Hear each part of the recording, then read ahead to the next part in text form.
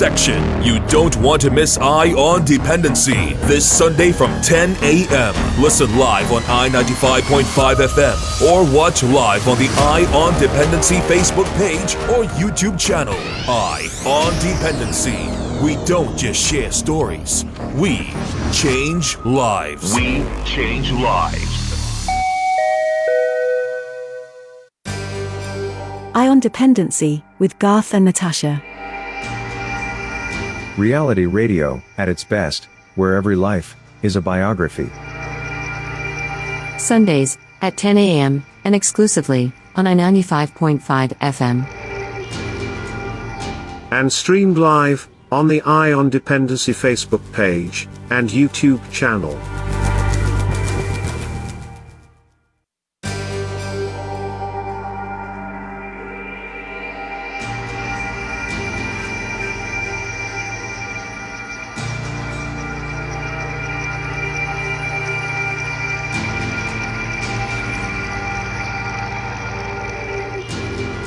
Good morning, Trinidad and Tobago, and welcome to Eye on Dependency.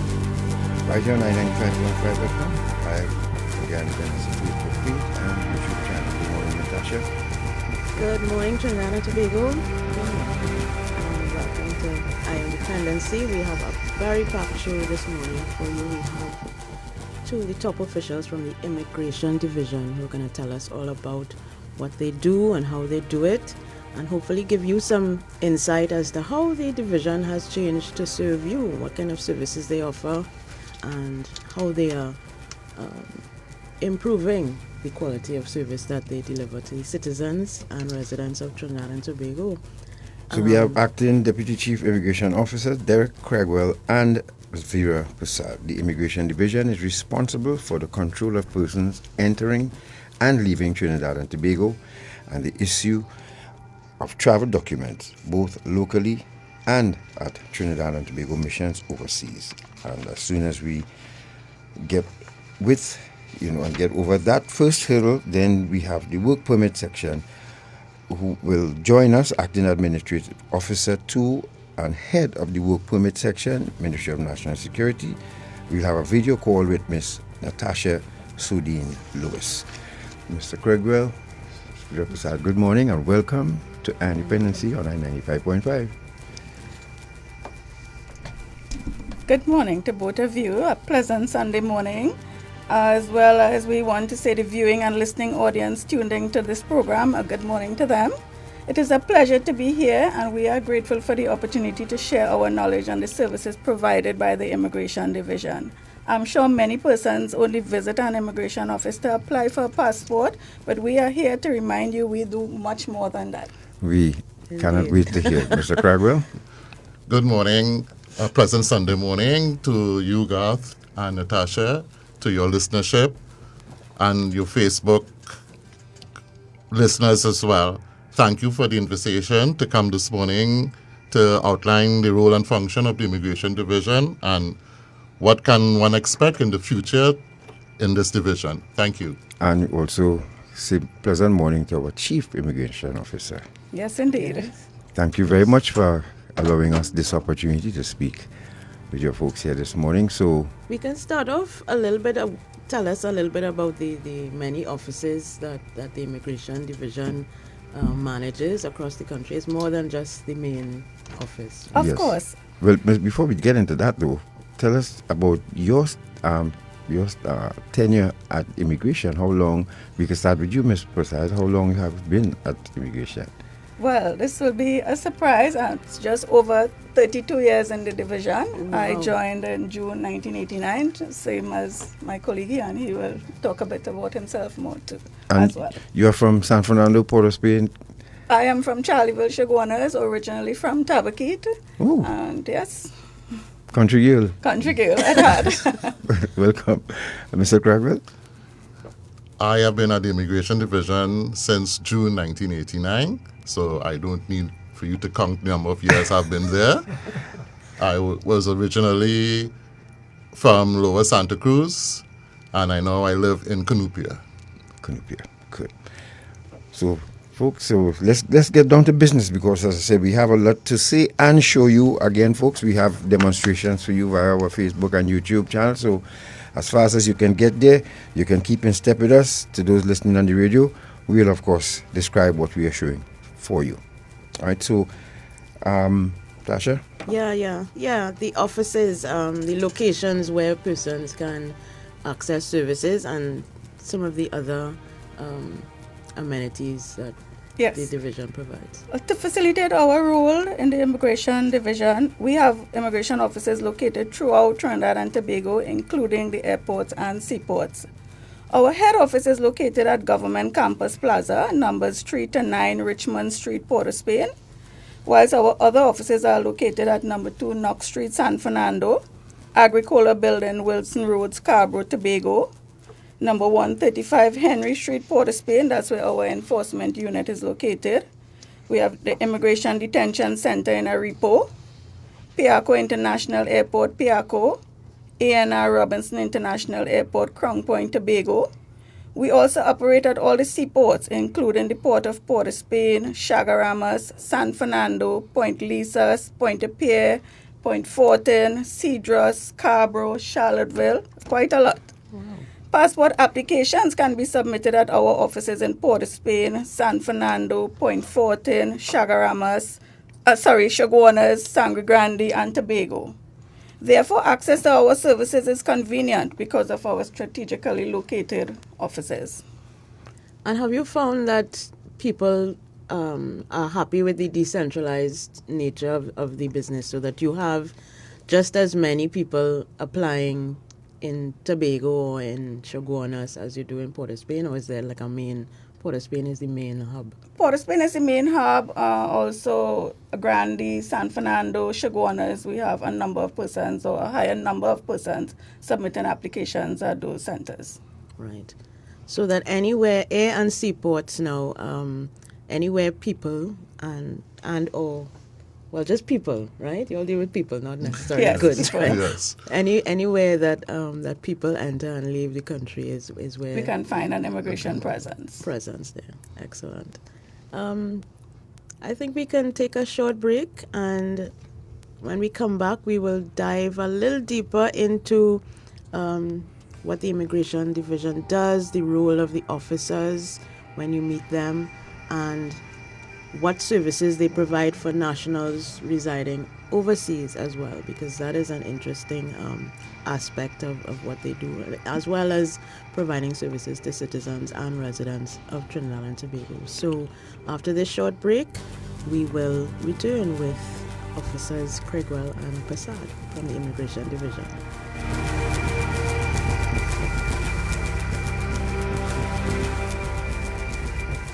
Finally, Welcome Relief comes in the form of a scientific-based program that shows us how to manage through the tough, current challenges. Called Habitalism. It features best-selling author on positivity and happiness, Dr. Tal Ben-Shahar, integrated with the award-winning Intangents methodology of Ross. Visit habitalism.me to register now for this free life-transforming program endorsed by the United Nations established University for Peace. Gifted by Guardian Group. Live easy.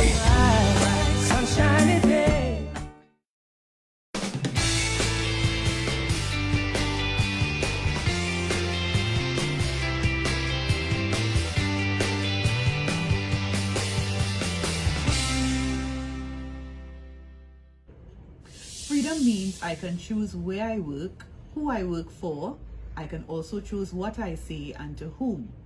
Sadly, many persons in the world do not have this freedom of speech, freedom of choice, and freedom of expression.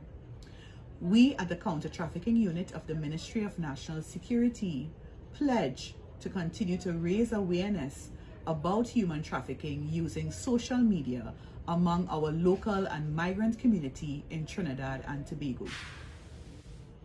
Tomaremos la acción de comprometer a usar las redes sociales para crear conciencia sobre la trata de personas en Trinidad y Tobago.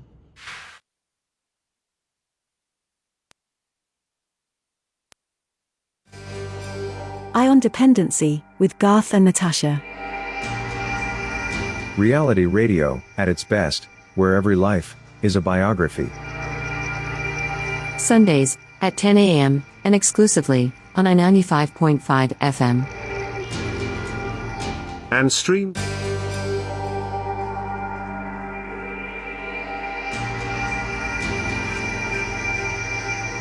Right, thank you for staying with us, folks. You listen to Independency right here on I-95.5 FM, live on the Independency Facebook page and YouTube channel. We have our Immigration Division officials with us this morning, and the Acting Deputy Chief Immigration Officers Derek Cregwell and Ms. Vera Prasad.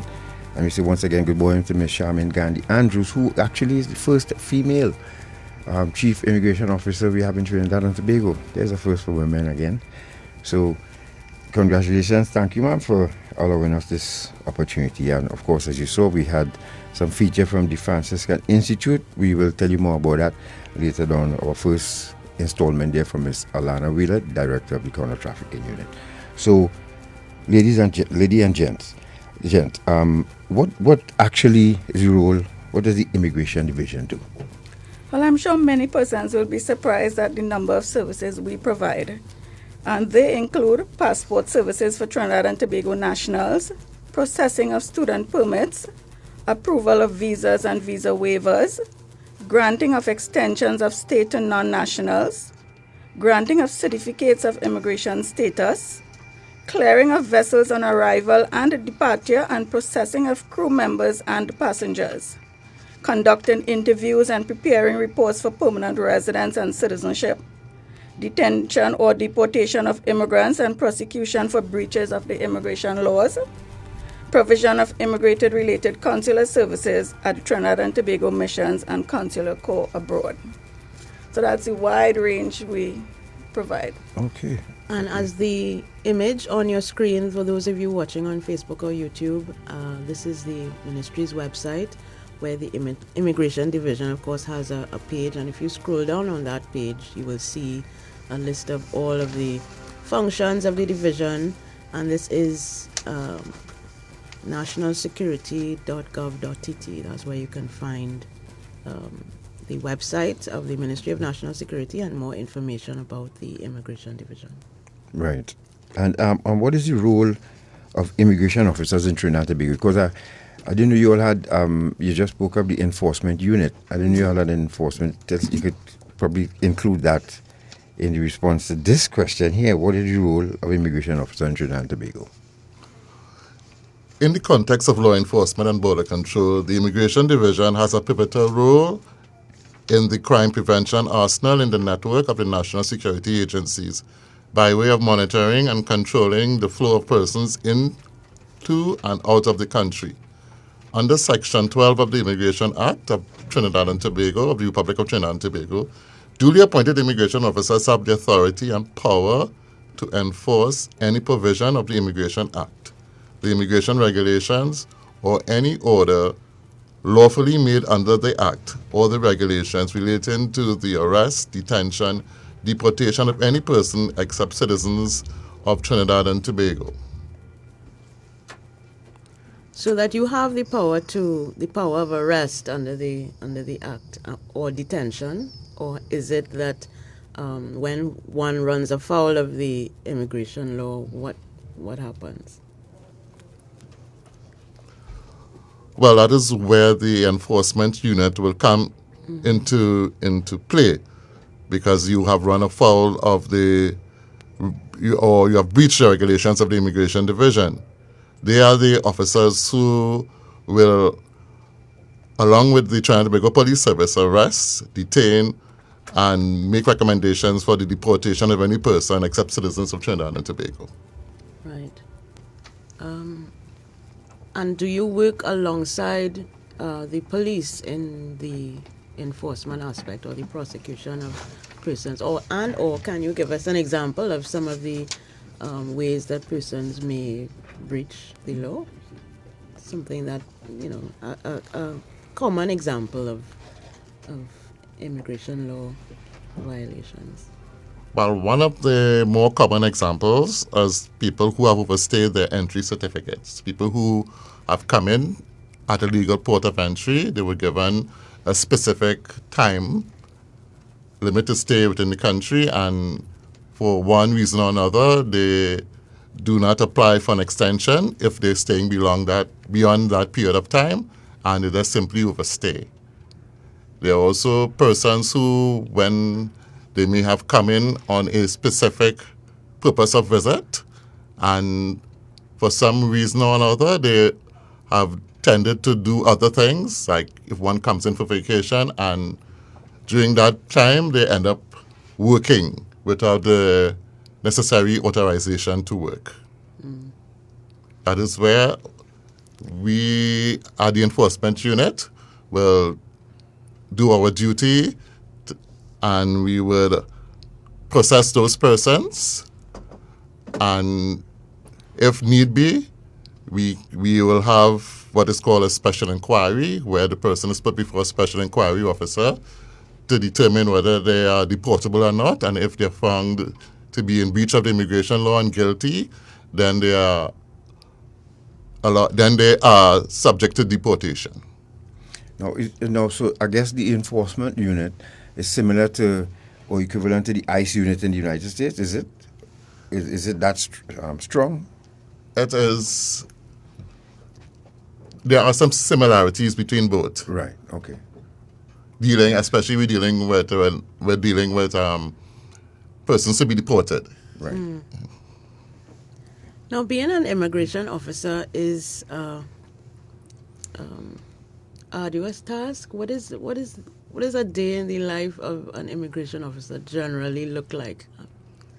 I know this is off the question list, but I just wanted to get a sense of what are some of the things that immigration officers do on a daily basis.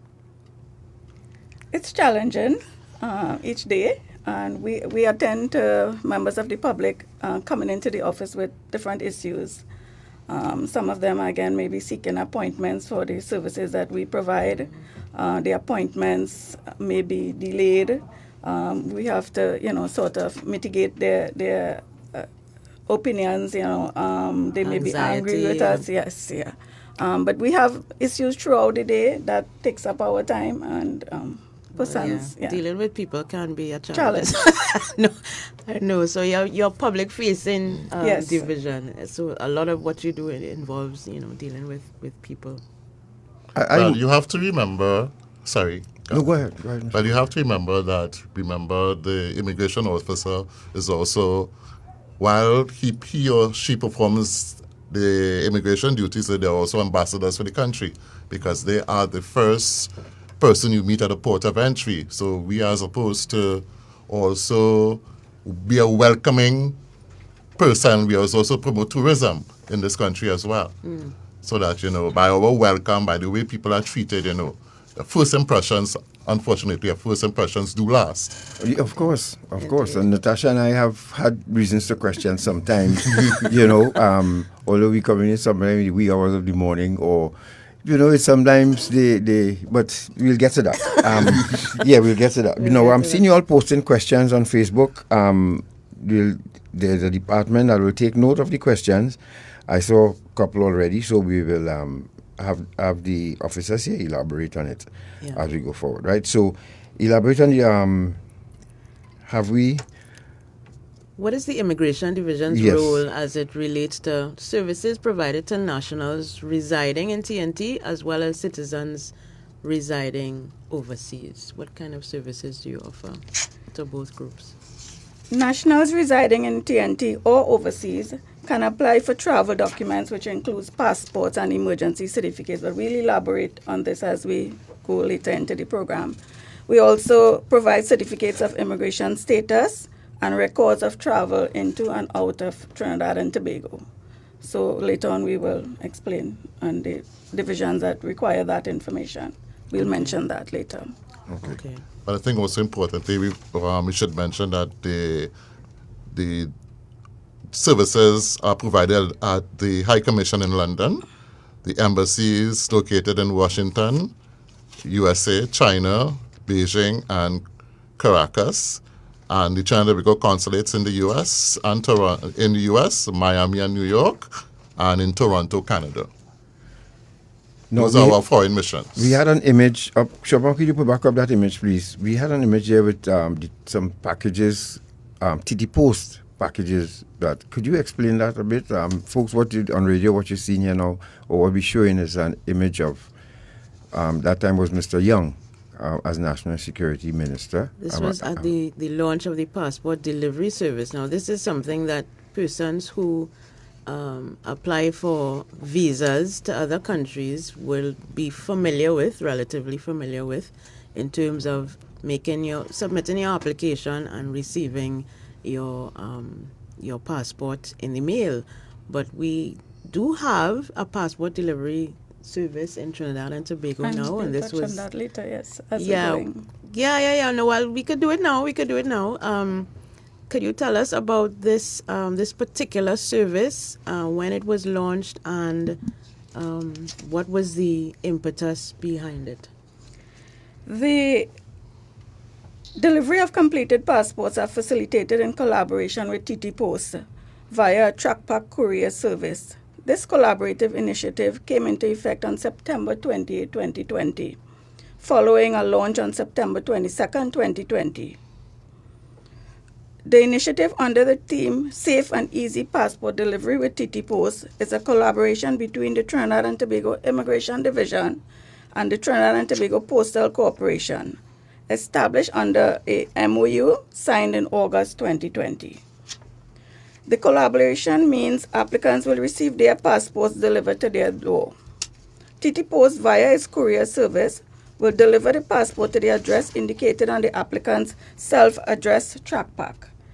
It is if the passport cannot be received by the applicant or authorized representative, after 2 attempts to deliver it, the package will be returned to the Immigration Division and the applicant notified to collect it at the Immigration Division head office, Government Campus Plaza. I was about to let you all know that I have seen a difference, I must say, especially at Frederick Street office. Yes. With the interaction with the officers there and the public. And it's smooth and very efficient now, I must say that. Before, we used to be pulling your hair out, I must admit. But something changed. And even the interaction, and you know me, Natasha, with customer service. Yes, I'm really serious about that. And I must hand it to your employees at the office on Frederick Street. Yes. Yeah, the staff there, they really, really go out of their way to even ignore the errant customer. And you all have a dress code, of course. Yes. Right. Well, I must thank you, Mr. Sinclair, because at the Immigration Division, we put a lot of effort into customer service, and I'm glad to hear that the rewards are being seen by the members of the public. No, it's true. I'm sure a lot of people will agree with me. It's one of our achievements. Yeah. And if you have, we haven't had the pleasure of using the passport delivery service yet, but if you have used the service, for those of you who are tuned in, please let us know how it went. And we have a short video that we wanted to share. Short man, you can play that video. This is from TT Post, and it explains how you go about applying for your passport using the service. Okay, so those of you on radio, you can listen. Are you applying for a new or renewal Trinidad and Tobago passport? TT Post Courier Service is here to provide secure door-to-door delivery to your home, work, or address of choice. Here's how it works. Schedule your appointment at www.ttpassport.info. Go into any of our TT Post locations to purchase one A5 TrackPack per passport. At your appointment, please ensure you walk with your self-addressed TrackPack and all of the required documentation outlined on the Immigration Division's website. Don't forget to walk with your third-party authorization form authorizing TT Post to collect your passport on your behalf. And it is as easy as that.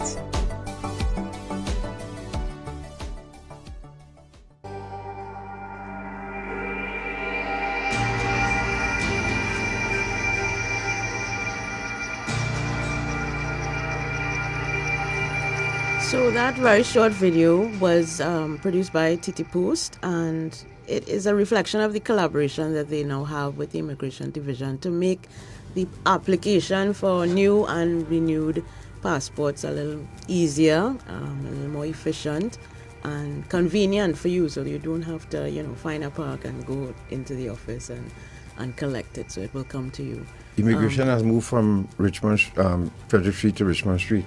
Yes, the passport section has moved from Frederick Street to Richmond Street, so that it's a comfort for where we are under one roof to provide all services in Port of Spain, except for the enforcement unit, which is on Henry Street. But other immigration services, passport, extensions, application for visas, student permits are all under the head office at Government Campus building. Great. All under one roof. Excellent. And we have some congratulations for you that someone used the passport service. It was perfect. Another one says, my wife used the delivery service. It was excellent. And yeah. Remember, you can join us on Facebook or YouTube. I see we have some questions on YouTube. We'll get to in a while. Chopin, could you just show that video again for those of you who just joining us?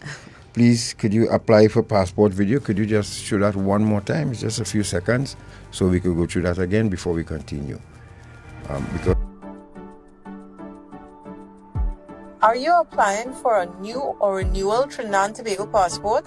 TT Post Courier Service is here to provide secure door-to-door delivery to your home, work, or address of choice. Here's how it works. Schedule your appointment at www.ttpassport.info. Go into any of our TT Post locations to purchase one A5 track pack per passport. At your appointment, please ensure you walk with your self-addressed track pack and all of the required documentation outlined on the Immigration Division's website. Don't forget to walk with your third-party authorization form authorizing TT Post to collect your passport on your behalf. And it is as easy as that. There you have it. You wanted to elaborate, Ms. Prasad, on the passport services. Right. So I need to inform that the previous telephone system 225-4664, which was utilized for the booking of passport appointments, was discontinued in 2020. Passport appointments have since been facilitated online via the website www.ttpassport.info. Therefore, nationals seeking an appointment to apply for first-time or first-issue machine-readable passport or for renewal, they're all required to book their appointments online. And I want to speak about the costs a little bit. The related costs, as listed in our 7th schedule of the immigration regulations, are as follows. Regular type passport, $250. The special 48-page costs $350. Replacement of a valid lost passport, $1,000. Replacement of a mutilated passport, $1,000. And be reminded that 60 years and older, under 2 years old, yes, and no charge. I got you inside. Pardon me for smoking. Just senior citizens rejoice. I saw you look at Gary's face just so when Ms. Prasad called out the price. That's why I didn't mean to laugh there. Sorry, but Gary, you have a real and a passport is an important document, so we can't expect that that you pay $20. This is an important document. Is one of the key documents that any you person with your life. need. Of course, because if it is lost or stolen or damaged in any way, it might impact on your ability to travel. So, God, when you're ready to renew your passport, you're good. Yeah, well, that was so refreshing when I went to renew my license. But that's another story. When you get to me, no, you don't have to pay. So you made your contribution to society.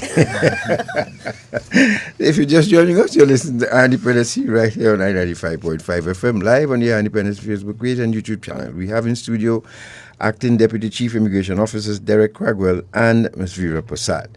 And they are taking us through the steps and pieces of the Immigration Division. We're going to take a quick break. And when we return... Before we do that, I just wanted the officers to image H. Shortman. It's a little flyer that talks about how to address your track pack. Could you run through that? Right, yes. quickly. Important.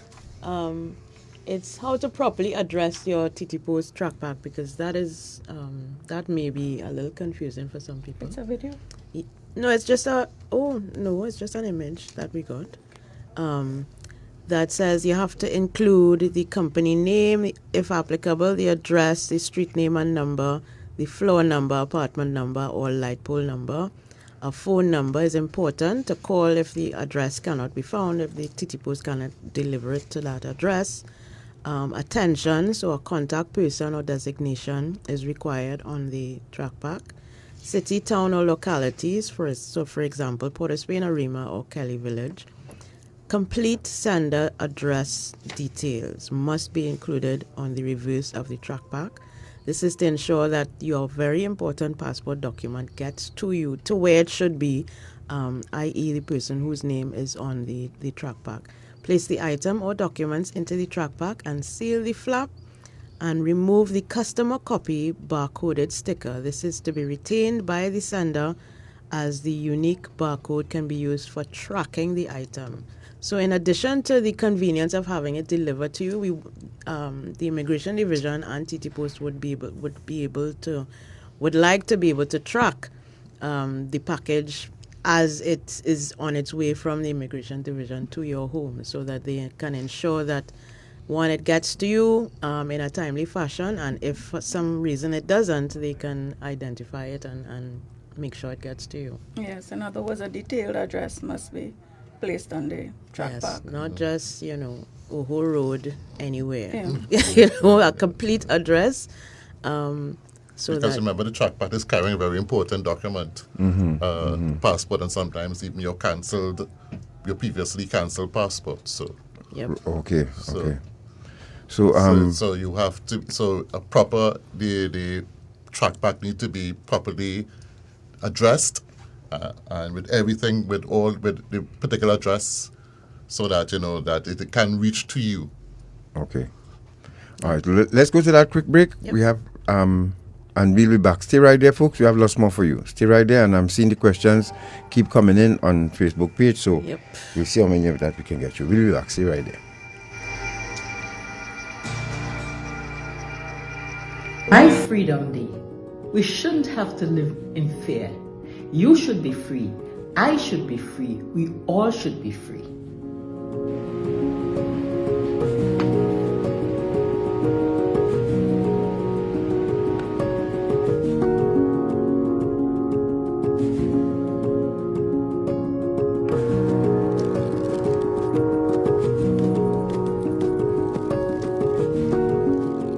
CNN's My Freedom Day project. This year we are working with many organizations, schools and groups across the Caribbean region on raising awareness about this modern day slavery of human trafficking. And we are joining and partnering on the My Freedom Day pledge and projects on sharing creative ways and how we can raise awareness about human trafficking and how we can work together to end this crime.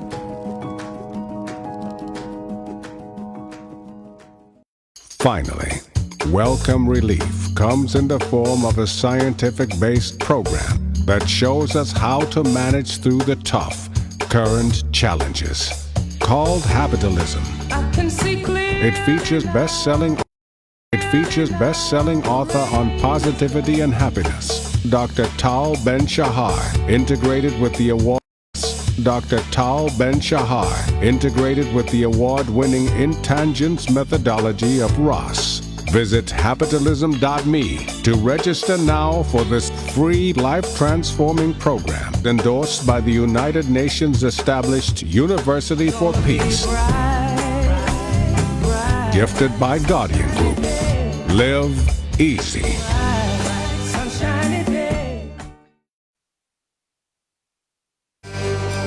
Eye on Dependency with Garth and Natasha. Reality radio, at its best, where every life is a biography. Sundays at 10 a.m. and exclusively on I-95.5 FM. And streamed live on the Eye on Dependency Facebook page and YouTube channel.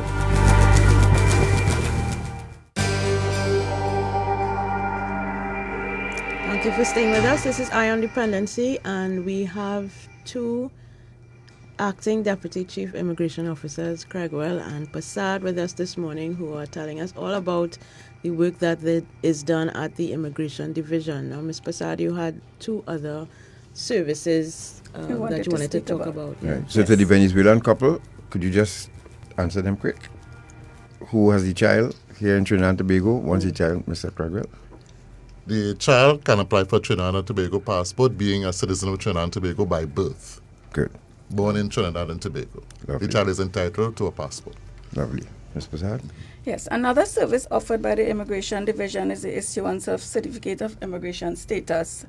A Certificate of Immigration Status can be issued to a citizen of Trinidad and Tobago by descent or to a person who holds permanent resident status in Trinidad and Tobago as determined by the Chief Immigration Officer in accordance with the provisions of Section 5 of the Immigration Act, Chapter 1801. Certificates of immigration status cost $200 for non-CARICOM persons, $100 for CARICOM national. Non-nationals may also apply for student permits at a cost of $200 for non-CARICOM members again. Non-CARICOM nationals, $100 for CARICOM nationals. We provide a service of extension of stay in Trinidad and Tobago that the cost for non-CARICOM nationals $100, CARICOM nationals $50. So, and for persons requesting an extension of stay, the contact email address is extensions.caricom@gov.tt and extensions.international@gov.tt. We'll repeat this information towards the end. Yes, and we do have a contact info slide at the end as well that we can share. So what are, moving on with the question, what are some of the specific immigration services that are offered at Trinidad and Tobago missions abroad? And I'm sure you would have lots of missions abroad to deal with. Services offered to our overseas missions are issuing of passports to Trinidad and Tobago citizens, issuing of emergency certificates to citizens and residents to facilitate their return to Trinidad and Tobago, processing applications for and issuing visas to non-nationals who wish to enter Trinidad and Tobago. In special circumstances, by request, interviews for permanent residence and citizenship can be conducted at the missions by an immigration officer. However, the applications for permanent residency and citizenship are submitted to the Ministry of National Security. Okay. Immigration officers also interview and accept applications for restoration and renunciation of citizenship. These applications are then forwarded to the Immigration Head Office to the Ministry of National Security for approval. All right. So now we're going to the CARICOM CSME, Single Market and Economy. How do immigration officials assist in facilitating the movement of persons within the CARICOM CSME? The Immigration Division facilitates in the movement of skilled labor and the establishment of businesses to the CARICOM single market and economy. The Immigration Division has a representative on a committee chaired by a representative from the Ministry of Foreign and CARICOM Affairs, whose responsibility it is for the issuance of skills certificates to nationals and to foreigners who apply for skill certificates to work in the Republic of Trinidad and Tobago. Along with the Immigration Division, the committee is also made up of representatives from the Ministry of Education, the Accreditation Council of Trinidad and Tobago, the Ministry of Tourism, Culture and the Arts. At the end of the meeting, applications for skill certificates are submitted with recommendations for approval to the Minister of Foreign and CARICOM Affairs. Categories of persons so far who can apply for the skill certificate are university graduates, media workers, sports persons, musicians, and artists. There's also those who want to establish business in Trinidad and Tobago, and they can apply under the right of establishment. These are for persons wishing to establish a business in Trinidad and Tobago. An immigration officer also sits on a committee chaired by a representative from the Ministry of Foreign and CARICOM Affairs. This committee includes representatives from the Work Permit Secretariat of the Ministry of National Security, the Board of Inland Revenue, National Training Agency, Trinidad and Tobago Coalition of Services Industries, Ministry of Trade and Industry, and Ministry of Labor. This committee reviews applications to establish businesses in this country and recommends the grant of work permit exemptions to the successful applicant to be approved by the minister, the Honorable Minister.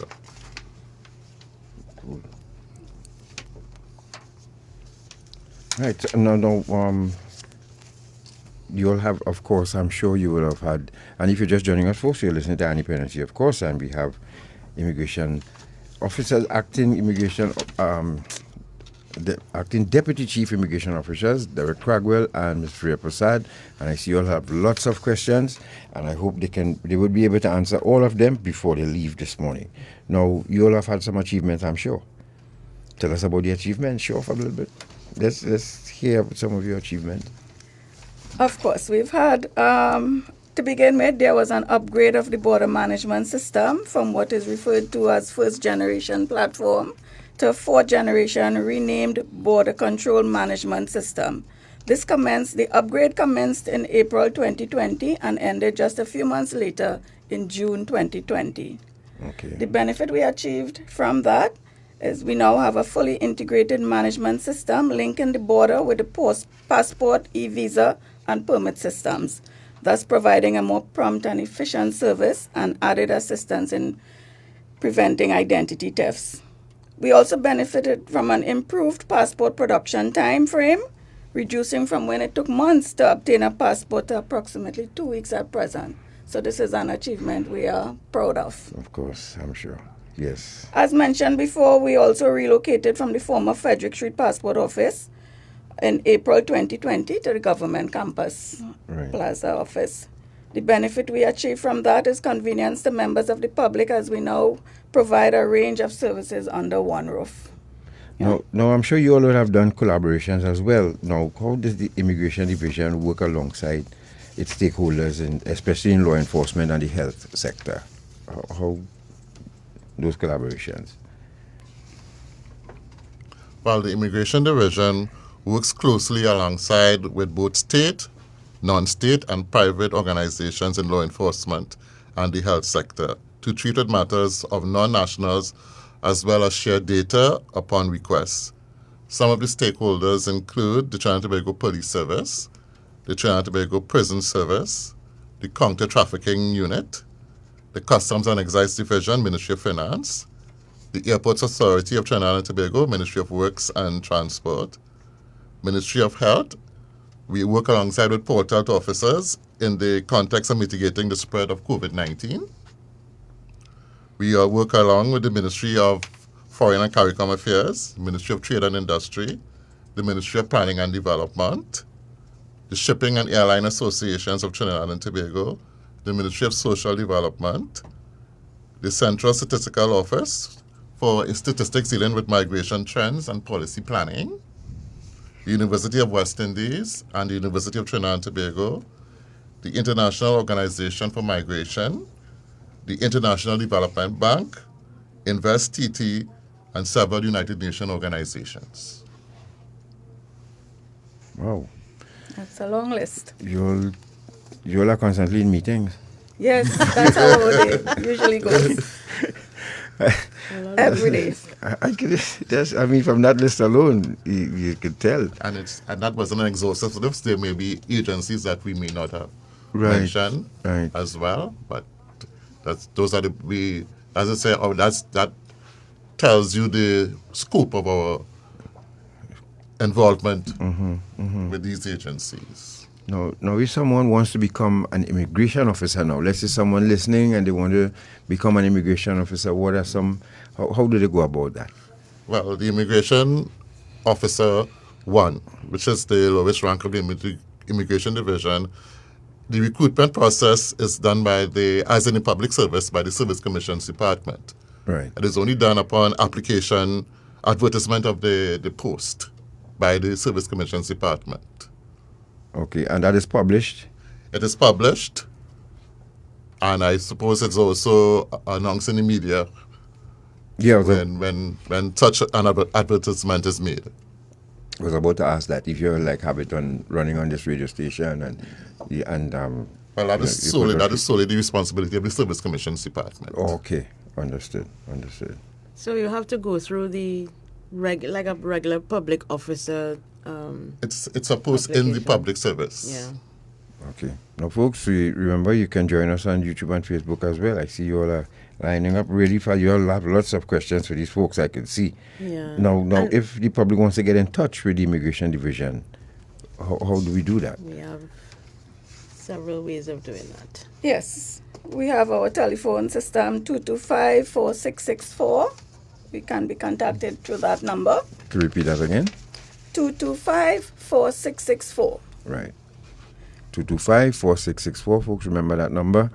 Natasha will put it on the chat as well. And we have a number of email addresses. Yes, we have a slide up here with all of the email addresses for general inquiries, passport services, extension of stay services for CARICOM nationals and for nationals of all other countries, an email address for visas and visa waivers, and as well an email address for Venezuelan migrant registration. Is that, I know this is not one of the questions, but is that registration process ongoing? Are you still liaising with the migrants, and how is that going? Yes, we are still liaising with them. I want to mention that we have a number of challenges in reaching out to some of them, though, because the information that they submitted to us most times were incorrect. Or has changed, maybe, yeah. So I'm unable to reach them via the telephone numbers provided. Right. And it stands to reason, too, that if, let's say we have a couple here illegal, they have a child here or two, how does that work for them? If they cannot apply for, obviously, but you tell how if they're here illegally. I guess they simply have no status. Right. So simple as that. All right, I want to go through some of the questions on Facebook before we wrap up with you guys, if you don't mind. One person asked, why does it take so long for the processing of residential status? I am now in my 13th year with no idea when this will be completed. What is the process for applying for residency? And applications are submitted for permanent residence and citizenship at the Ministry of National Security. Okay, good. Their documents are submitted there, and copies are forwarded to the Immigration Division to arrange an interview, and followed by a report which will be prepared and then resubmitted to the Ministry of National Security. The report will be forwarded to the Ministry of National Security. Okay. Natasha, let's take a quick break. And Shoban, let's go to a break quick and we'll come back. Stay right there, folks. Finally, Welcome Relief comes in the form of a scientific-based program that shows us how to manage through the tough, current challenges. Called Habitalism. It features best-selling author on positivity and happiness, Dr. Tal Ben-Shahar, integrated with the award-winning Intangence methodology of Ross. Visit habitalism.me to register now for this free life-transforming program endorsed by the United Nations established University for Peace. Gifted by Guardian Group. Live easy.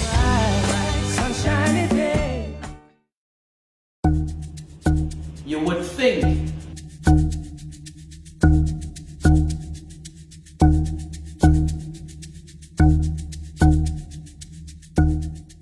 that it is a far-fetched happening, but it happens right here anywhere, right in your neighborhood, by your doorstep. It could be your father, your uncle, your neighbor, even your mother, grandpa, friend, traffic. But I mean no vehicle.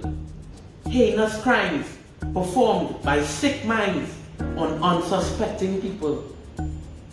Poor souls with their lives and smiles snuffed away, haunted by memories of imprisonment by seductive figures. Beasts who keep them wrapped, bound, and hard to be found, daily held down by mental scars of being forced to work, as if in the 1850s. Boys, girls, men and ladies working themselves to the bone, wondering if they are totally forgotten.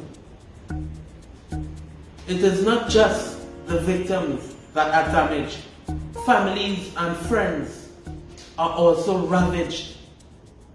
Parents left feeling as if they have lost a piece of them. I remember being passed around and sold to varying ages, young and old, waiting for my number to be called as if I was some sort of object. They forced me to consume drugs that I could not reject. Physically broken and used to the point of numbness. The emotional toll becoming too much for me to bear.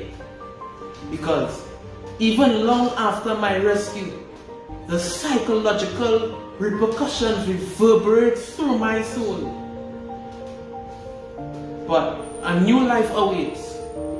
Through all the hardship and trauma, I rise, receiving a prize that is freedom, free of the reflection of my defiled body that seemed to always stare, firmly moving past my life of sorrow with no fear. Why fear? I've risen and believed, leaving my soul to smile again.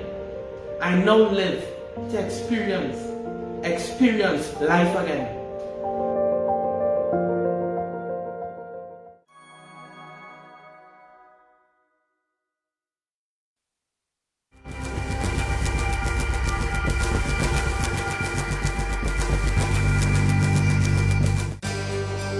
Eye on Dependency with Garth and Natasha. Reality radio, at its best, where every life is a biography. Sundays at 10 a.m. and exclusively on I-95.5 FM. And streamed live on the Eye on Dependency Facebook page and YouTube channel.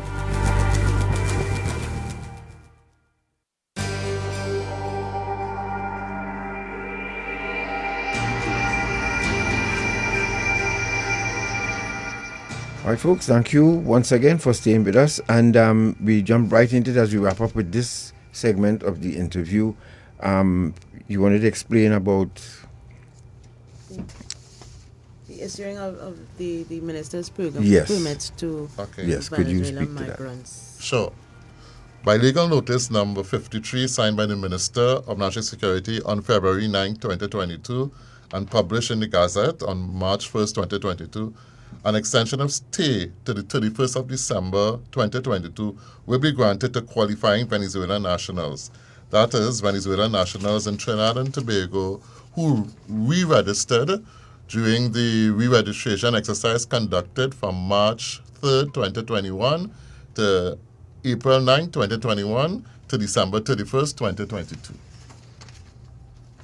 Right, so the process or the permit will be extended to 31st December 2022, but only to those migrants who re-registered during that process last year. Yes. Yeah.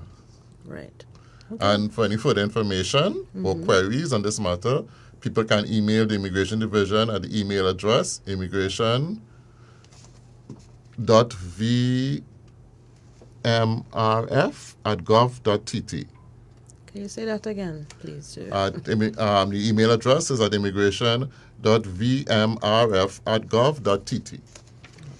All right. All right. And well, someone is listening from in Miami, and the 225-4664 number. Said I'm trying it, and is there any other number that can be afforded to people to nationals living overseas, or they just have to keep trying?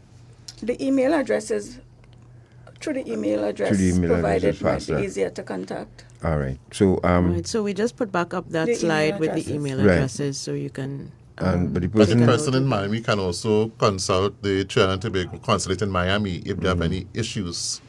They can also be of help. Right. Well, and to who this was, I don't know, but I just got a message here. So what I will do, I'll screenshot the one with the telephone and the email addresses, so that you can send that you can send your emails to these email addresses here, your queries to these addresses here, and they are normally people respond once you send emails. Yes. You get that response, right? Yes. Okay, lovely. Well, folks, this was, I'm sure, and Ms. Prasad, you said you will go back to our Facebook page and answer some of the questions that Yes, that will will be posted. Yes. Mr. Craigwell will do the same. Yes. You'll have plenty of questions. Well, it shows you the importance of the Immigration Division. Yes, and that's cool. And thank you, people, for posting your questions. And as you heard, Ms. Prasad and Mr. Craigwell said they will visit our Facebook page, Dependency, and YouTube channel, and answer the questions for you. That's their promise, and they will do it. All right, so folks, this was wonderful. Thank you. Any closing remarks that you have for the public? I hope the information we provided today, will be of some assistance to many persons outside there who may not have been, as I said before, familiar with the many services we provide. Yes. And we are looking forward to hearing from them. Lovely. But folks, yes. Well, again, I thank the Dependency program for showcasing the Immigration Division. I hope the information provided will be of some help. People get to know the Immigration Division a lot better, and that, as promised, we will try to answer as many questions on your Facebook page as possible. Lovely. Thank you for the opportunity. You're most welcome. And before, Shortman, we go back to the last promo block, and featuring young Johan Barrington, student of St. Anthony's, and this was one of the that CNN had posted on their social media page too. So we'll go to that break as we bid our guests farewell, and good luck and continued success with the Immigration Division. You're all doing a great job. Thank you. I thank you very much. Yes, and we are, as the Immigration Division, tries to please our stakeholders as best as we can. Yes. And we are thankful for the positive comments. We are also thankful for the negative comments, but we always try to improve our customer service and how we provide services to members of the public. Lovely. And keep up the customer service, especially. Keep that up, folks. Keep that up. That's real. That's most welcome. You walk into somewhere, somebody behind the counter is all smiles and willing to help, and you could ask them 1,000 questions, they're willing to answer. In some places here, you just have 2 questions. And the third one, you start getting the attitude. Immigration Division leading the way so far as far as I'm concerned, so keep it up.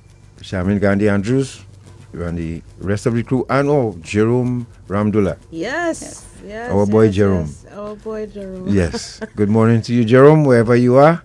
Good man, that great example of the partnership with immigration and other agencies. Yes, because he was a corner trafficking for a while and did an excellent job. Yep. Excellent job. No nonsense guy. Really love him. Take care, folks. Have a good one. Thank you all again. Okay. Bye-bye. You would think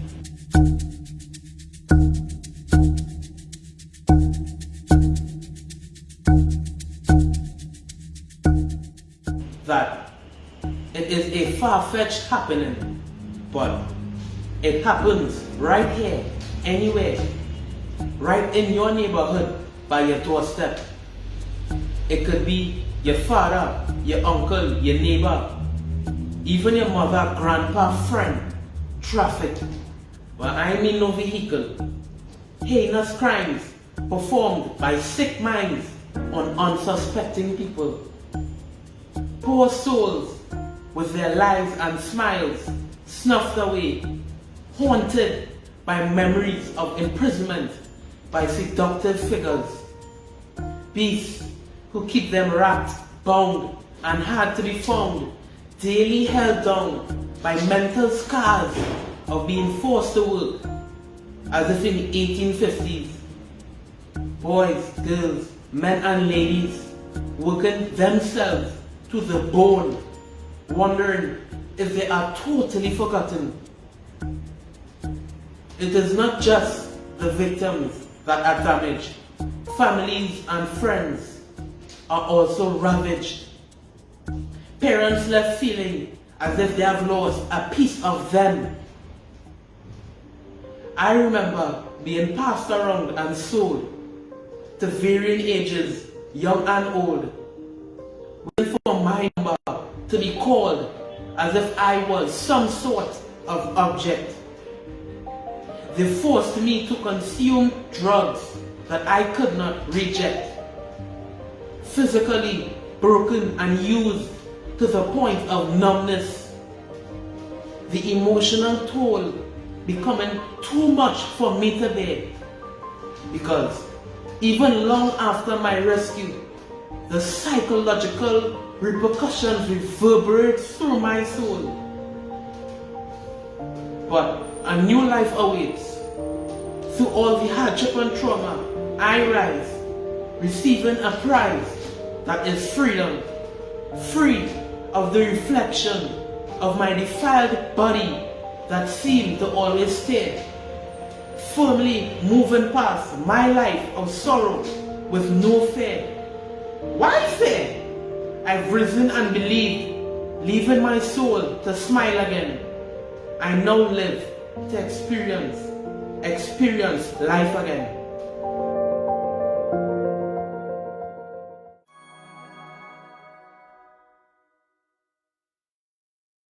Finally, Welcome Relief comes in the form of a scientific-based program that shows us how to manage through the tough, current challenges. Called Habitalism. It features best-selling author on positivity and happiness, Dr. Tal Ben-Shahar, integrated with the award-winning Intangence methodology of Ross. Visit habitalism.me to register now for this free life-transforming program endorsed by the United Nations established University for Peace. Gifted by Guardian Group. Live easy.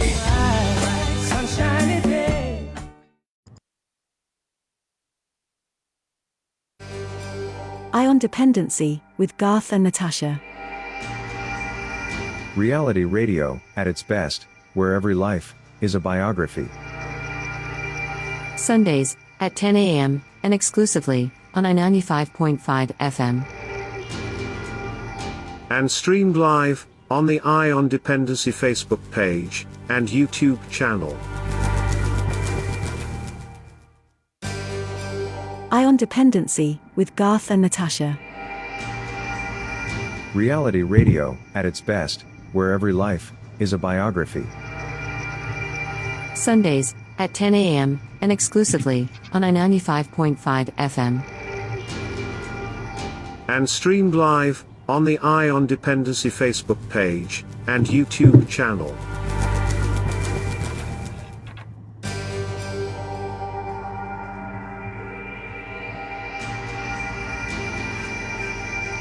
Thank you for staying with us. You're listening to Independency right here on I-95.5 FM, live on the Independency Facebook page and YouTube channel. Now we go to very important division as well, at the Acting Administrative Officer 2 at the head of Work Permit Section, the Ministry of National Security. None other than Natasha Sudeen Lewis. And we welcome her. She's joining us via video.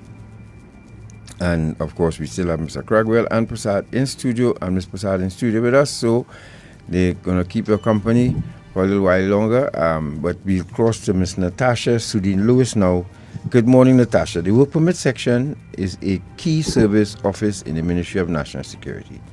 It is responsible for the processing of all work permits, work permit exemptions, and ministers' permits for non-nationals who wish to work in Trinidad and Tobago. With that being said, we welcome Natasha Sudin Lewis. Good morning, ma'am.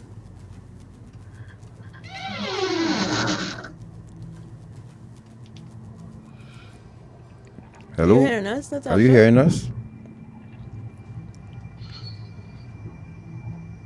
Your microphone is muted or unmuted? I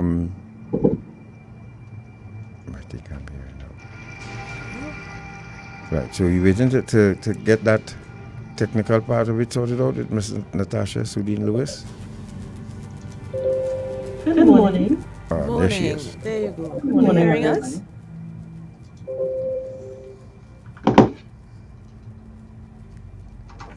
I was waiting for IT person to let me on.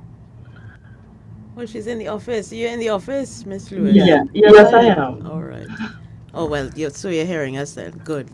Right. Welcome again. Welcome again. So before you even got here, people started asking questions that falls in your garden. So, but let's start by explaining to the public what is a work permit.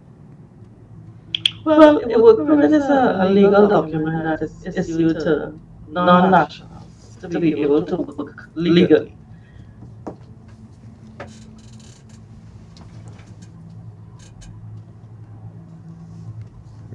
Right. Are you still there? Yes, I'm here. Right. Lost it here for a bit. Right. And You want to repeat? yes, could you repeat that, please? Okay, what I said is that a work permit is a legal document which allows a person, a non-national, to be able to work in a foreign country legally. Right. Short and sweet. Now, what does the work permit section? What does that section do? What we do several, different duties here. We process work permit applications, we do work permit exemptions, and we process ministers' permits.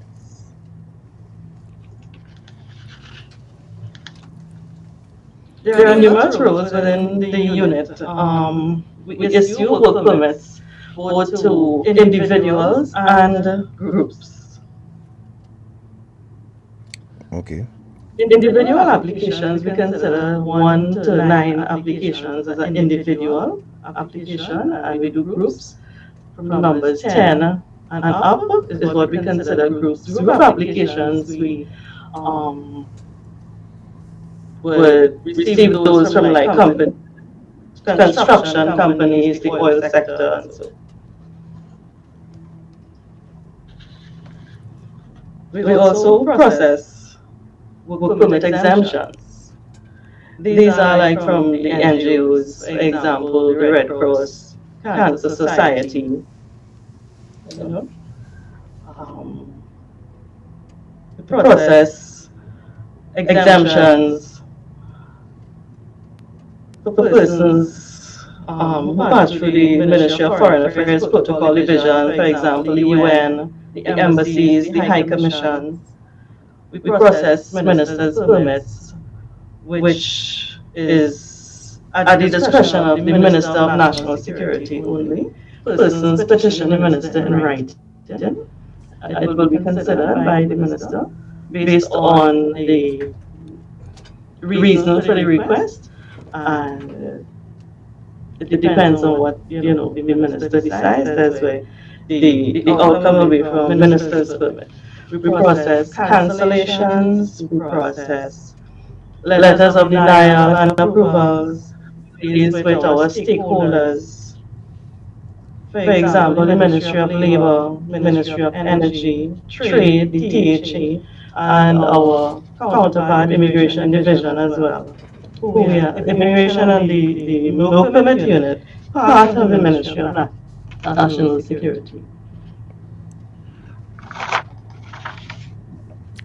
All right. So, and now you have a clientele, of course, and who's the clientele served by the work permit section, and what are the most common nationalities that apply for work permit in Trinidad and Tobago?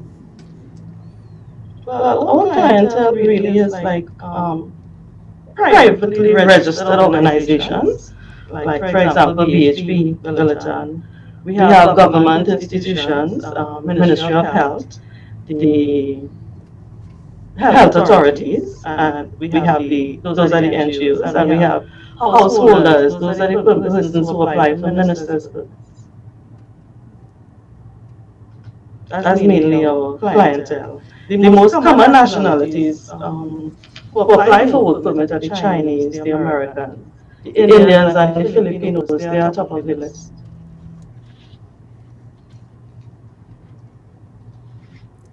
Could you describe for us the application process for a work permit? Is there do you need an appointment? How do you apply for an appointment? Is it done in person or online? And what documents need to be provided? Sure. Currently, the Secretariat has reopened to the public, so there are no appointments needed to come into us.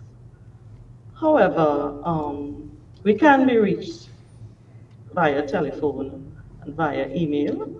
You all would have those links, the email links, yes? Yes, we do. Okay, and our telephone contact is 623-2441, extension 13000, all the way to 3010.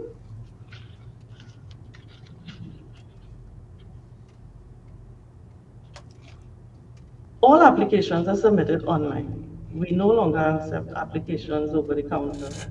So the online process is that you need to register with the TT Connect service, where you'll be issued a TT BizLink account. And all applications are submitted online, both individual and group applications. You all are supposed to have those two links as well? Yes, I believe we do. In one of the final slides, the contact information. Okay. And how long does the application take from the time it's submitted online to the granting of the work permit? And what are some of the challenges that can delay this process? Okay, well, firstly, I would need to give you the process, which is the documents and so on. Right. What documents must be provided before I move on to that, right? Yep. So we have a cover letter, which is one of the first documents that must be submitted. The cover letter is really needed for justification as to why a work permit is needed for a non-national and the position not be available for a national. There must be proper justification for that. There's the application form, which must be filled out and signed by both the employer and the employee. We need 2 character references, no older than 6 months. We need a copy of the passport biodata page and the last immigration stamp. We need police certificates, no older than 6 months. For persons who have resided in countries during the last 5 years, we also need police certificate no older than 6 months from those countries as well. We have persons who they must show proof of their qualifications. For example, you submit your resume and you have certificates that you would have attached, so you must show proof of qualifications. The certificates that need translation must be notarized and translated by, we have 3 institutions used here, Nehurst, Costat, and UWI. We need a passport picture. We need an advertisement and proof of that advertisement. It's the ad supposed to be in the newspaper for 7 days.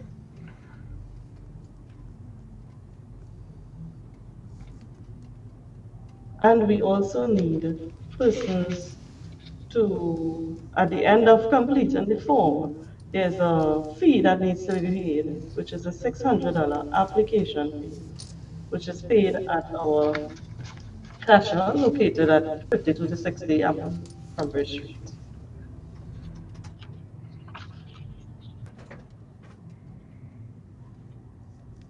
We accept check, a certified check, and cash only. There are no links. There's no links. That facility has not been up yet. For group applications, there's a little bit of a difference when you submit group applications. The group, we must have a separate cover letter, but the name of the company, the address of the company also must be included, a brief description of the company's activities. We must have a registration, a contract.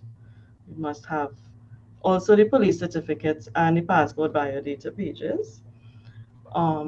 Group applications is a little bit different from the individuals, but it's basically the same thing. The application fee remains the same. Our application process takes 6 weeks. However, the challenges faced in that process is that some persons submit incomplete application forms. So there are queries. When those queries arise, if the person, the applicant, their delay in submitting the documents would further delay the investigation by the committee members. So those are the challenges that we face with the process. Yes. Recently, because of COVID, we had where the police stations were, they had stopped doing fingerprints, so police certificates, there was a delay in that process, and the tax clearance certificates from Inland Revenue, there's also a delay in that process as well, which delayed the applications and the process. Natasha, Sudine, Lewis. Yes? So before you go on, just some folks from Rio Claro just sent to say hello. You're a country girl too, I see. So you said your family from Rio Claro. We're looking on and sending a shout out to you. We are very proud of you, as they said. And so that should just wanted to relax a bit now. All right, so I still sound tense a bit. it's all right. I know probably it's your first time on radio, so we expect that. But if you just join us, folks, you're listening to Dependency, of course. I'm your Secret Acting Administrative Officer 2 and Head of Work Permit Section, Ministry of National Security, Ms. Natasha Sudine Lewis. And so what is the time frame that is allotted for the work permit's validity? Is it a year, 2 years, 5 years? And can that permit be extended, or do you have to submit a new application?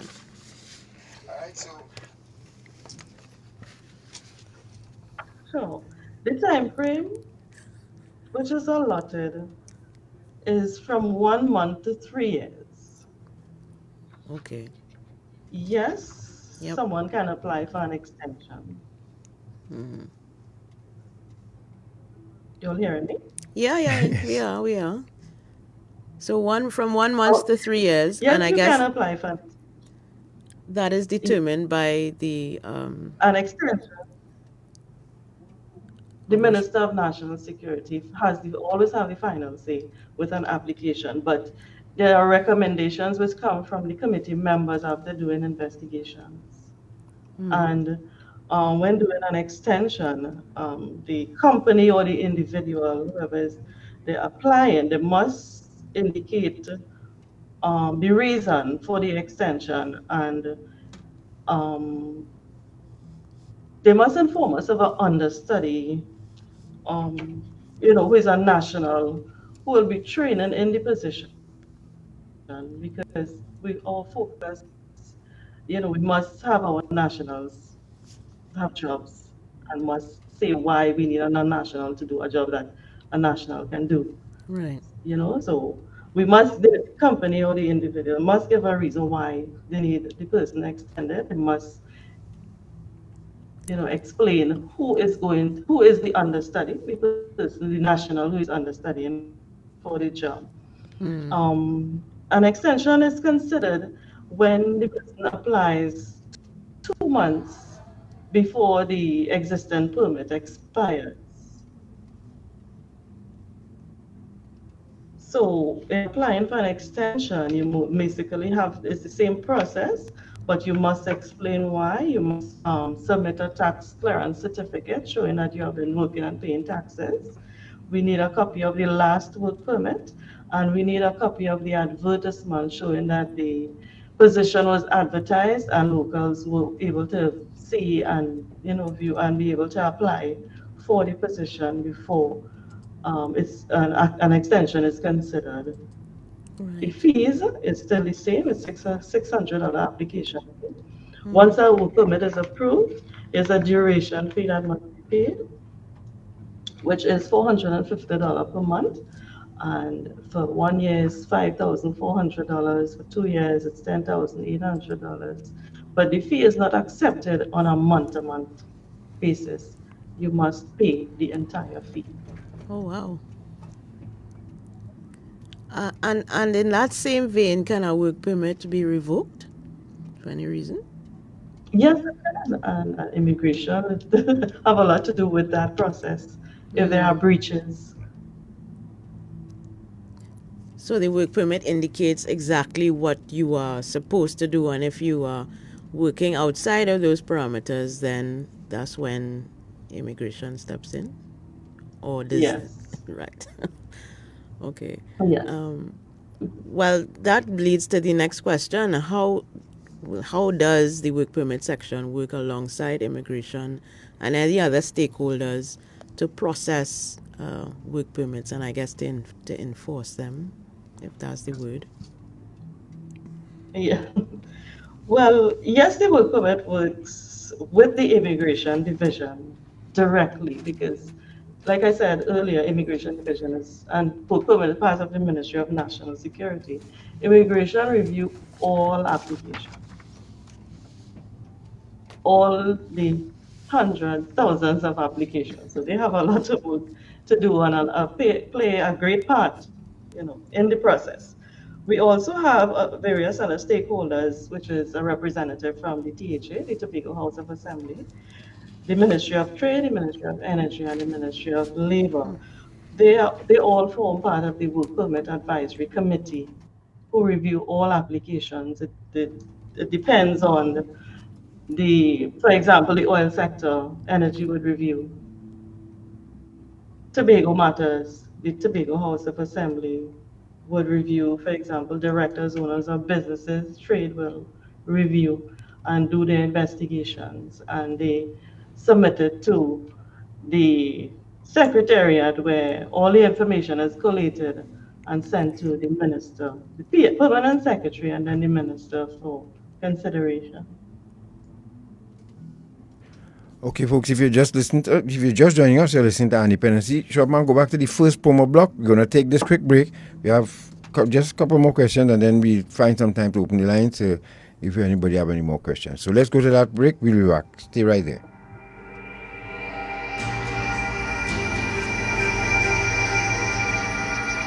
Finally, Welcome Relief comes in the form of a scientific-based program that shows us how to manage through the tough, current challenges. Called Habitalism. It features best-selling author on positivity and happiness, Dr. Tal Ben-Shahar, integrated with the award-winning Intangence methodology of Ross. Visit habitalism.me to register now for this free life-transforming program endorsed by the United Nations established University for Peace. Gifted by Guardian Group. Live easy.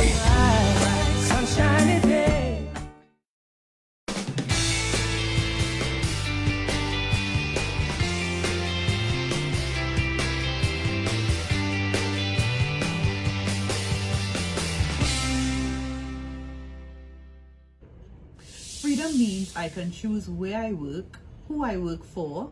I can also choose what I say and to whom. Sadly, many persons in the world do not have this freedom of speech, freedom of choice, and freedom of expression. We at the Counter-Trafficking Unit of the Ministry of National Security pledge to continue to raise awareness about human trafficking using social media among our local and migrant community in Trinidad and Tobago. Tomaremos la acción de comprometer a usar las redes sociales para crear conciencia sobre la trata de personas en Trinidad y Tobago.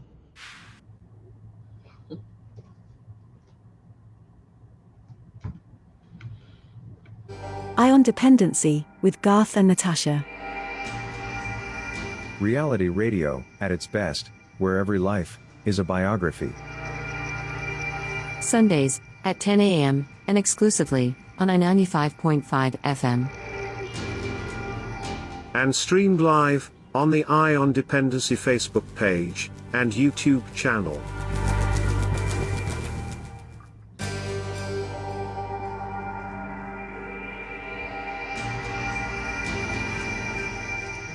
Thank you for staying with us. This is Eye on Dependency, and we are just about heading into the final half an hour of the program. We have on the line Natasha Sudin Lewis, who is an AO2 and the head of the Work Permit section at the Ministry of National Security. Thank you so much, ma'am, for joining us, and we're going to just wrap up the remainder of the questions that we have for you. And if we have some questions from our online audience, we will address those as well. So to start back, how has COVID-19 impacted the work of the section at all? Or has it, since you've moved everything online, has that made things more efficient and easier for you in that section? Well, COVID-19 has affected all of us, undoubtedly. Yep. And notable impact on the service-oriented, businesses especially, which includes the work permit unit. The impact is that for applicants, they met a lot of challenges in having to access documents that were mandatory for our process, which further delayed, most things. The limited access to external resources, and in some cases, no resources at all, would have obviously hindered the process. And there's still a delay in accessing documents to move on. For us, due to the physical closure of the offices, we had to adapt to the work from home process, which was certainly a new and learning experience for all of us. However, we were able to function to a certain extent, maybe like 80%, because we went totally online. So we were still able to work from home, but the stakeholders is where we had we had further delays. And like I said, there were other ministries where we had to access documents from that we couldn't. So that's obviously delayed. Now, Natasha, how can members of the public contact the work permit section if they need more information or have queries about the process? And I guess this would be for non-nationals. Yes. Well, like I said, we have our telephone number, which is 623-2441, extensions 13000 to 13010. We have the ministry's website, which is the Ministry of National Security.gov.tt. We have the e-work permit help desk, which we view every day, well, except for a weekend, and we respond immediately, which is the e-work permit help desk at mns.gov.tt. All right. Now, Natasha, while you're in office, we beg of you to visit because there are lots of questions from non-nationals popping up on the Facebook feed. Yep. Is it possible that you can do the needful, because we wouldn't have time here to answer all of them, but is it possible you can visit our page and answer some of these questions for them, please? Definitely. Right. we just want to, we continue to try to make it user friendly for everyone, and we don't want people sending in questions and, they're looking forward to some answers and everything. So whatever you all can answer, and I'm sure Mr. Craigwell and Ms. Prasad give the undertaking that they will do the same thing. So we appreciate what they've done. So folks, those of you who just joining us, we've been having conversation with the Immigration Division, and in studio we've had Acting Deputy Chief Immigration Officers Derek Cragwell and Ms. Vera Prasad, and we have on video Ms. Natasha Sudeen Lewis, who collectively, I'm sure they're about 60 plus years service in all three of them. Don't want to give. You're trying to get to know how old he is. Yes, but we just say approximately 60-something years service collectively for and they continue to serve their country diligently and efficiently, and we want to thank them for their service. Anything folks you all want to throw in that you may have forgotten and you want to add to your conversation when we could take some calls? Natasha, anything else you want to throw in there? Not really. I hope I covered everything. But right. We can never cover everything. So there'll be questions and we'll answer accordingly. All right. Yes, go ahead. Gary. I'd just like to mention, though, that when work permits and work permit exemptions have been approved, the individuals have to report to the Immigration Division to have these permits endorsed in their passports. Okay? Oh. Right. Yes, that's an important point. So in addition to is it a physical document? Is it a card or a certificate? How does that, what does it look like? Yeah. The work permit. Oh, wait, I don't think we send one for you. The group work permit is a blue form. Okay. It is all the instructions and everything is there to the back of the form. Right. Individual is a different form with security features. They both have security features. Okay. Persons are, yes, informed that when a permit is issued, they must visit the immigration office to have it endorsed in their passports. And a lot of persons don't do that. I don't know if they just probably don't know. But a lot of persons also have challenges accessing immigration with the appointments and so, because I think you all would have probably discussed that with the walk-ins and the appointment system. Yeah. So sometimes when we do our immigration check, when we need a last stamp on person's passport to further process, there isn't one. So, And I would imagine if you have been issued a work permit and for some reason you have to travel either back to your home country or somewhere else, it would be useful to have the Immigration Division endorse your work permit so that you can leave and return to the country and return to your job. So let's hope. Must pass through immigration. So. Correct. Yeah. So let's open up your lines now, 622-3937. Remember to keep your comments or your questions very short, so we can, if our guests can answer, they can. If not, then they refer it to later. So let's go, Gary. 622-3937. Hello, good morning. Pleasant good morning. Morning, Mr. Boris. Pleasant good morning. Let me start, of course, by saying I love my country. Of course. And today, the information given by the officers has been extremely enlightening. I mean, to understand what they process and to understand how they operate.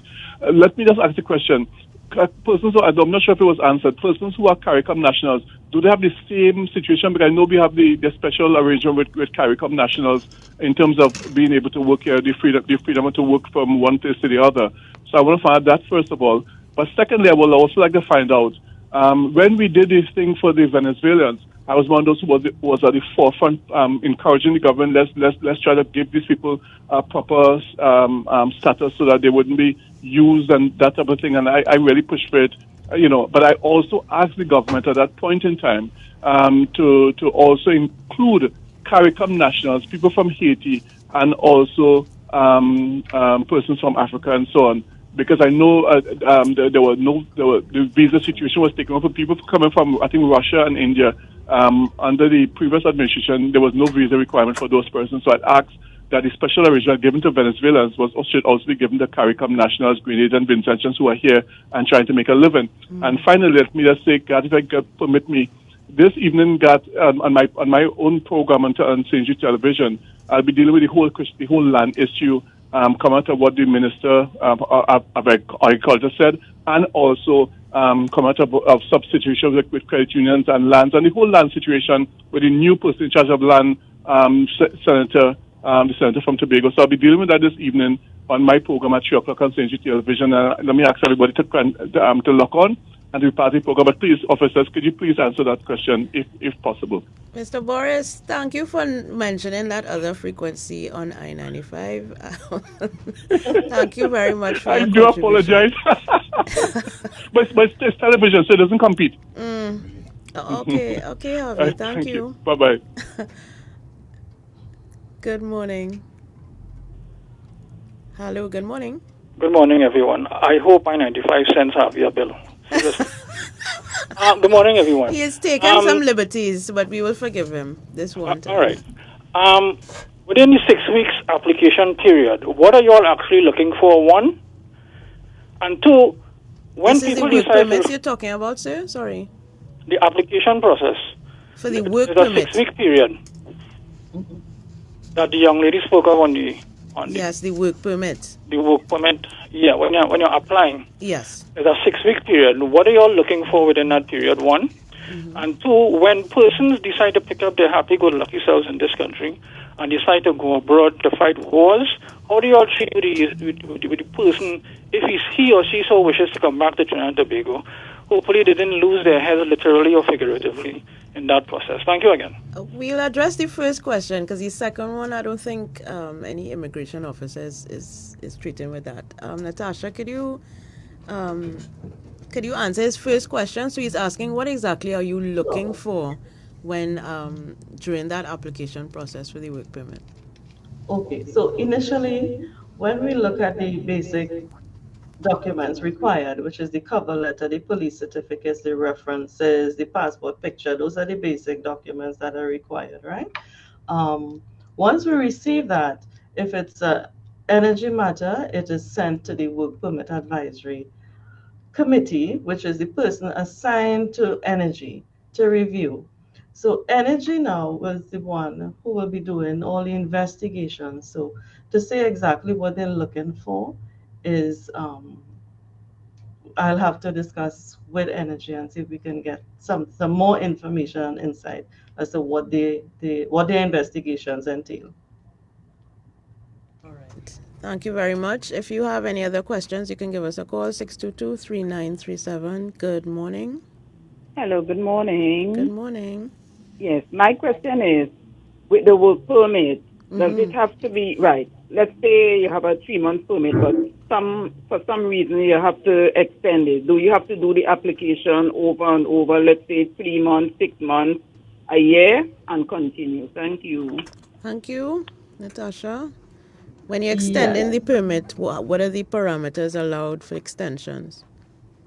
Well, once a permit is issued, if it's issued for a year, I said, I explained that part before. You must apply for, if an extension is desired, you must apply for 2 months prior to the existing permit expiring. Right. And like I said, our focus, we focus on the national. So we must explain why we want to continue applying for an extension on a work permit and not have a national. And a national is supposed to be understudy in the position during that time. So an extension you must have proper justification. And yes, you can continue to apply for the consideration of the committee members and the minister. But in this case where an application is granted or permit is granted for a period of 3 months and they want to reapply, so 1 month into the job you reapply if you want it extended, or might you consider offering a longer a longer period for the work permit in a case like that? Well, persons apply, they indicate the period to which they apply for, so that's how it's considered. Right, gotcha. 622-3937 is the number to call. Sorry about that. 622-3937. Good morning. Hi, good morning. Hi. My question is not pertaining to work permits. It is pertaining to immigration. All right. I would like some information as to how to go about. I applied for my daughter's renewal of her passport, not knowing that it was a false declaration. She had dual citizenship, that her father applied for her, and I did not know. Oh. Her Barbados, when we got all the documents and everything sorted out, and we applied for the renewal, immigration stamped her Barbados citizenship by mistake, and I told them that was the original as well. And they also, I paid, that time we were looking to travel, so I paid for expedited passport, then to find out that I should not have paid for an expedited passport. And to date, I have not gotten back my money. So I want to know who to write. I have written already. I have seen one Miss Charita, and we have gotten nowhere. I'll listen off air. Thank you. Thank you. Either of you, can you address the young woman's concern with her daughter? How long ago was that application submitted? She's gone. She's listening off the air. Unfortunately, she's no longer there. If she has any issues, she can address the chief immigration officer. She can write to the chief immigration officer, and we will investigate the matter further. Is there a specific address that maybe she can direct her query to, or she should just do something in hard copy to the CIO? She can write to the chief immigration officer. So it's hard copy. Hard copy. Okay, ma'am, you heard that, right? You can write to chief immigration officer, who is Ms. Charmaine Gandhi Andrews, and they would look into your matter. That sounds really complicated. Yeah. Hello, good morning. Hello, good morning, God and Natasha. Good morning. My question to the officer is, how long can a non-national work in Trinidad and Tobago without a valid work permit? For how long? Thank you. I'll listen off it. Well, if the person is a non-national, he or she ought not to be working at Trinidad and Tobago without a work permit, sir. So, I think that is, we all concur about that, right? Yeah? It's illegal to work without a work. There you go. So if you have a specific, you have information about this, that's the other question.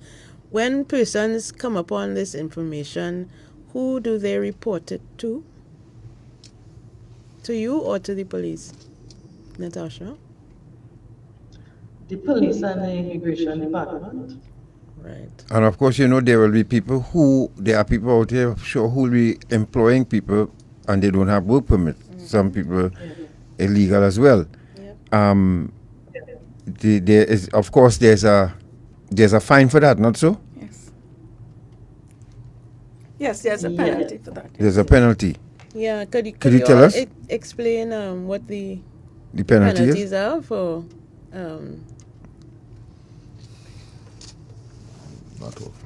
In the meantime, we take another call. Where can if someone wants to report an individual who is working without a permit, what section do they go to? Right. 622-3937. In the meantime, we take another call. Hello, good morning.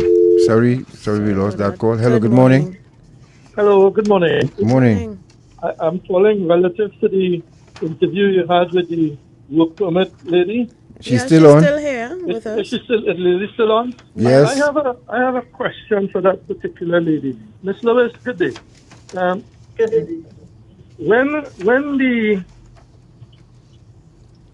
regulations came out that the length of time for an advertisement was supposed to have been 1 week, we understood a week to be 5 days plus a weekend. Now, the cost of an advertisement is extremely high because of the size of the interview, because of the size of the advert that you want. Is it not a mistake to say it is 7 days instead of 5 days? It is 7 days. But what I'm saying to you, before the regulation was for 1 week. Yes. Mm-hmm. And a week is 5 days plus a weekend. Now you're telling me we have to advertise for 7 days, which is a lot more costlier. Well, unfortunately, I don't make the rules. Does it have to be 7 continuous days, or can you 7 do continuous days. Oh, well then you have to pay for the extra weekend rate, sir. It would appear. If you're not there, Hello, yes, good sir. morning. Yeah, Good morning. Morning. Good morning. Thank you for taking my call. Hello to Garth and Natasha. Thank you for such a marvelous show. You're welcome. And good morning to all the officers at your studio. My question is regarding a work permit for non-nationals who are married to Trinidad and Tobago citizens. This process is very long, very meticulous. Yeah. The applicant has to have a certificate of character from their home country and from Trinidad. And after all is said and done, they still are not allowed to work, whereas the migrants would have had the great opportunity to be able to work with their registration card. Some of us are professionals, and we're just waiting. We are not allowed to work. We were not allowed to register under the registration process. And I find this is somewhat unfair. I listen off air. Thank you. Thank you. 622-3937. All right, sorry about that. Hello, good morning. Good morning. Hi, good morning. Morning. Just caller, just hold on a second. We have that question from the last person documented. Natasha heard that. She will answer. Okay, good. Yes. Let's take this. Yes, good morning. Good morning. Morning. Natasha doesn't make the law, so she wouldn't be able to respond to that question. My concern, however, is the length of time, that is for immigration, Mr. Craigwell and his colleagues, it takes for a non-national to receive permanent residence after they have been interviewed twice, 3 times, 4 times. And just waiting on the report from immigration, sometimes for years. Yep. Thank you. Thank you very much. And that is a common complaint, unfortunately. And what the officials have told us here today is that there is no set time by which persons are to be issued with their status, whether and I think that is an issue for the Ministry of National Security to address. 622-3937, 622-EYES. Good morning. Good morning. How are you all? All right. Hi, morning. I have a situation that I need to address. I don't not tune in and hear the program, and I want to get some information. Right? Living in Trinidad for about 45 years. Right? Got residency through my mom. Right? And married here, have business here, have children here, everything. Right? Maybe about 20 years ago, applied for certificate of residency. Right? About 20 years ago. Never got called, nothing at all. Right? Recently, last year, during the lockdown, trying to apply for the government grant for business and stuff like that, they said that need to have certificate of residency or something. Right? Make an appointment at the immigration office. Went into the immigration office, right? When they went through the documents, only to realize that I already had, there is a copy of certificate of residency there. One, never got called to collect the original. Nobody knows where the original is, right? Nobody can see. Ask them for a copy of the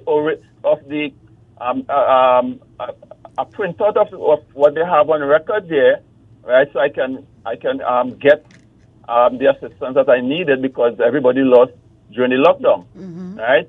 They're telling me that I have to go over the entire process, right? I have to start over from scratch, right? Getting where my mom is in the States and stuff like that, and the whole process taking years, right? And they refuse to give me a copy of that document that they have there, right?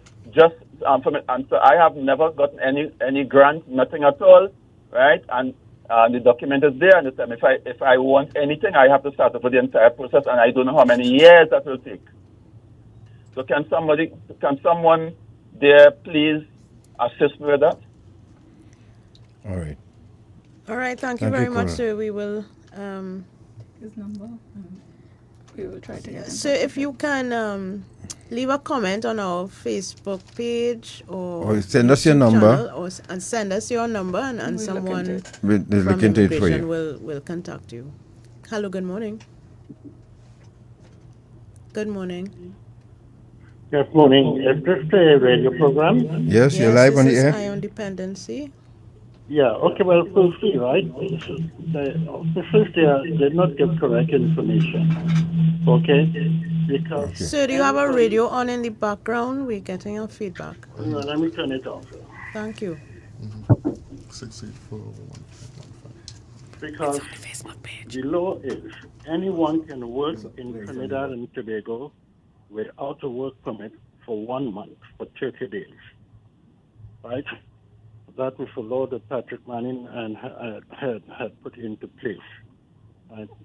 So that people who come into the country to do repair to equipment and dialysis equipment and so on, right? They come for maybe 2 weeks and so on, and they do not have to get a work permit to work.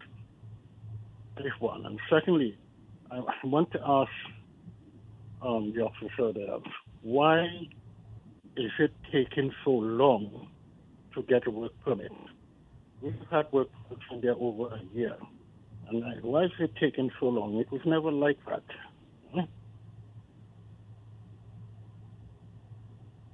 Hello? Yes, sir. Sorry about that. Yeah, why is it taking so long? Yeah, why is it taking so long to get work permits?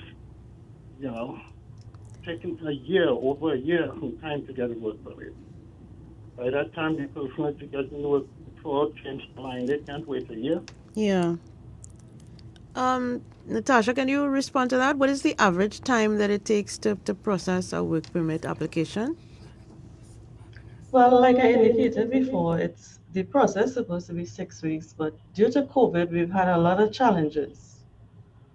Where persons are unable to access information that the work permit advisory need to review the applications. Yes, I understand.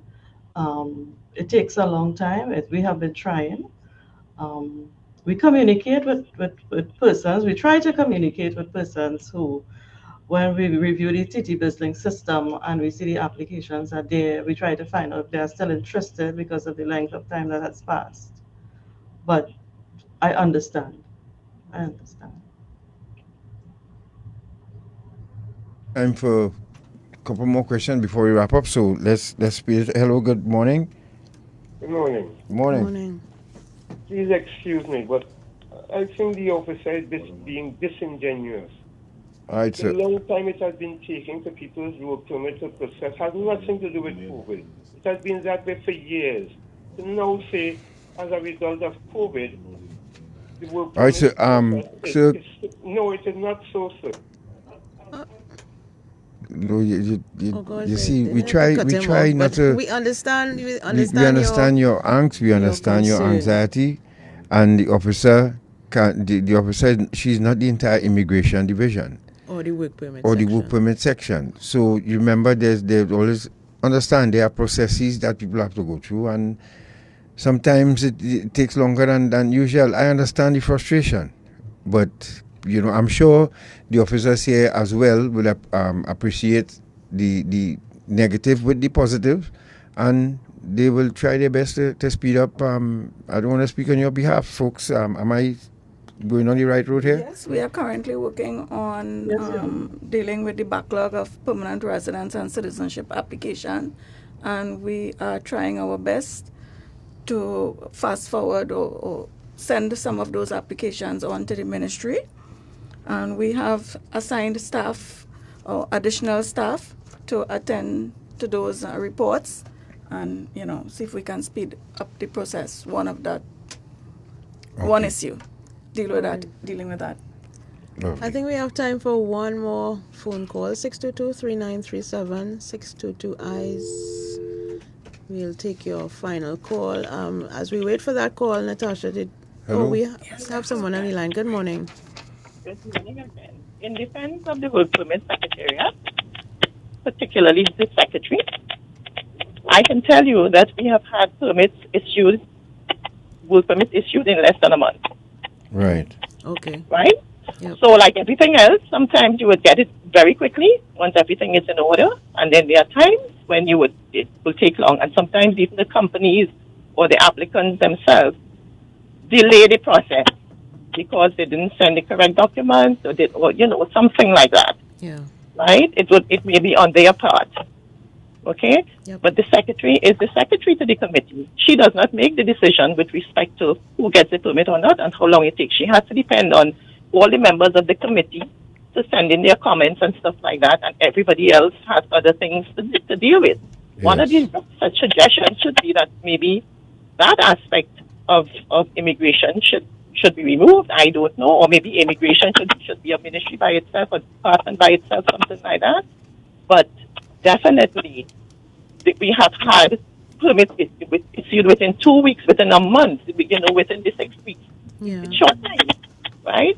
So it's the vagaries of the system. The other thing about it, I'm glad to hear that they are actually setting aside staff to deal with those permanent residence situations, because we have a number of non-nationals in Trinidad and Tobago who have applied for, who are married to Trinidadians and applied for permanent residence, and sometimes they have gone through the whole process of the interviews, but you're hearing, well, maybe if you pay some money, if you give somebody a little kickback, you would get your permit quickly, right?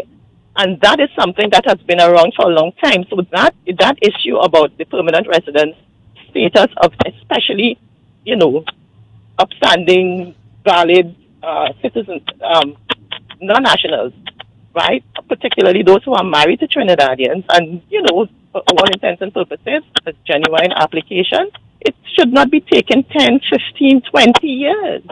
They can do nothing other than apply for work permits all the time. All right, Kola, thank you very much. This is where we have to leave it. Yes, we have we 3 do. minutes to clear the studio for the 12 o'clock news. So, folks, we want to thank you very much. As promised, the officials will visit our Facebook page and answer all of your questions. So, and I'm sure they are eminently qualified to do so, or the fee for hiring or working without a work permit. Right? And I think I want to believe it's $2,000, but I know we've discussed that before. Yeah. But thank you, folks. Thank you once again for allowing us this opportunity to speak with you this morning. Mr. Craigbell, Ms. Prasad, you all were excellent. And of Ms. course, Sudeen. Natasha, Sudeen Lewis, Yes. the video, thank you so much too as well. Folks, you all have the opportunity to say goodbye. Farewell. Thank you. Once again, we keep mentioning this, but thank you for having us explain some of the services, and thank you. It was a pleasure. Yes. Okay then.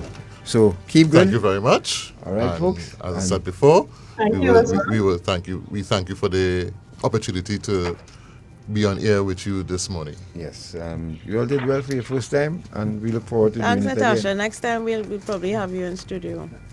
So you Yes. won't be so nervous. Next Thanks, time, everybody. thank you all. And see here to the folks at immigration, you all keep up the good work. Shamin Gandhi, Andrews, and the rest of the crew. Say hello to Jerome Ramdullah for us. You all keep good. Have a good week, folks. Be safe. Good afternoon. Up Bye-bye. next. Up next, Major news at noon. at noon with Sterling Henderson, followed by Take Two with Dominic Ali Prasad and Roger Lee. Have a good week.